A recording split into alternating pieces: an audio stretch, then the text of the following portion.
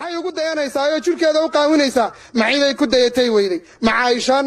cid lagu dayda ahayn maciidaad ku dayataad weyday maxaa faqriga kaa dhigay diin faqriga ilaahay kumuu siinin ilaahay wuxuu ku siiyey diin hodan oo dhinac walba buuxda walaalayaal dumarow ilaahay ka baqa dumarow waxaa ku dadaashaan sitriga iyo asturnaanta iyo cafaafka iyo dhowrsoonaanta dumarow ilaahay ka baqa oo ilaahay nafihiina uga baqa nebi maxamed calayhi salaatu wasalaam wuxuu sheegay dadka naar gelaya ugu badan ee uu arkay inay dumar yihiin waxaa lagu leeyay maxamedow haddaanu dumar nahay maxaanu ragdo ugaga badannay naarta rasuulku sala allahu calayh wasalam wuxuu yidhi waa ka macsiye badantiin dumarow quruxdiinna aad qaawinaysaan ee aad shaaricyada la maraysaan ee aad suuqaqa dhigdhigaysaan iska daaya maxaad rakhiis isaga dhigaysaa isagoo ilaahay qaali kaa dhigay gurigiinna iska joog buu ilaahay kugu yidhi waqarna fii buyuutikunna walaa tabarrujna tabarruja aljaahiliyati aluula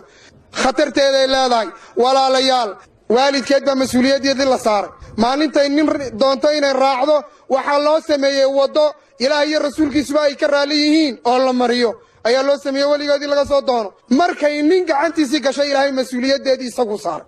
ilaahay jalla wacalaa mar uu gabadha muslimadda ah haddaad islaamka u fiirsato mar karaamadeeda ay meel bannaana u dhacday ma jirto ilaahay jalla wacalaa waa idin karaameeye karaamadaha iska qaadina wax kasta oo waxa weeyaan la kaantarooli waayaa